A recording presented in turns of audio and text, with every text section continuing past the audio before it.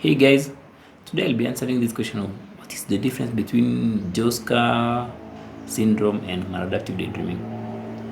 So I'm going to explain the difference, but then I'm also going to explain to you why sometimes we don't really need to know so much about syndromes and all these things than what we really need to focus on.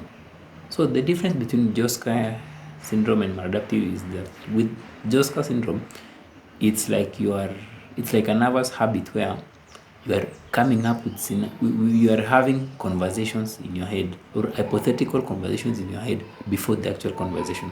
Let's say you are going to meet your boss or you're going to meet your mom. So because you are nervous when you talk to them, let's say because you don't have a good relationship with them, or maybe you have some bit of social anxiety, so because you are nervous that you are going to talk to them, you end up coming up with an hypothetical conversation of how the conversation will go. Like it can really help you with to go through that actual conversation which will happen. And it's a normal thing actually to have a conversation in your head before having the actual conversation, because it can be a form of brainstorming. It can be even help you be better at communicating or at sharing something. So it's very normal to have these conversations in your head before the actual conversation. Same thing with daydreaming. So daydreaming is when you create imaginary scenarios or vivid scenarios and play out these scenarios in your head. Like you're creating a world in your head and then playing out the world, or creating storylines in your head. So all these things are normal. Like talking to yourself before a conversation, or daydreaming, or immersing yourself into this imaginary world. Those are normal habits. But the thing is about these two is the control aspect of it, which is like the maladaptive aspect of it. When you find yourself like having this aspect of creating hypothetical and conversations in your head before the actual conversation, and then it becomes now something uncontrollable, like you can't stop yourself from doing it, it means that it's now turning out to be a compulsive behavior. Same thing as daydreaming. When you find yourself being unable to manage it or to control it, it now becomes a compulsive behavior.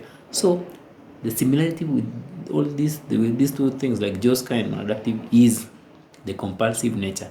Both are compulsive, like both are now becoming an unconscious habit. So of course for me, I'm not really a fan of naming things as syndromes, but it's just good to look at something like a behavior.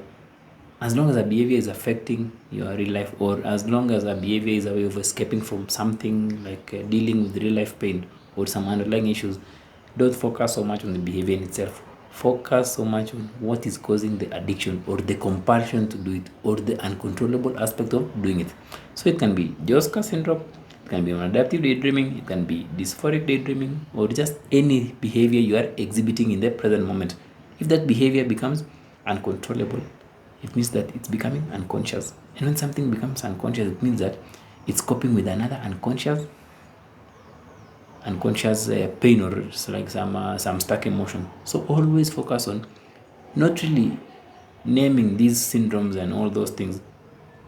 Leave that to psychologists and all that. For you, focus on how can you deal with the underlying issues in your life, so that you have control of your present life, or so that your present life will not be affected by some aspects of your past you've not dealt with. And this aspect can be trauma, it can be some unhealed wounds, it can be underlying emotions, or it can be negative beliefs, or just something about your past which is stopping you from living life presently.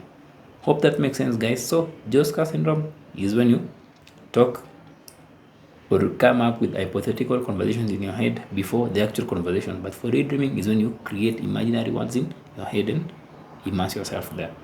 But as I said, don't worry so much about classifying these things. You might get lost. The actual point is looking at the compulsive nature of that behavior, or that addictive aspect of that behavior. When it's addictive, there's an root cause, there's an underlying issue. So always focus on dealing with those root causes, so that you can live a life where behaviors don't really control you, like you're the one who dictates your behaviors. Until next time, guys, have a wonderful day.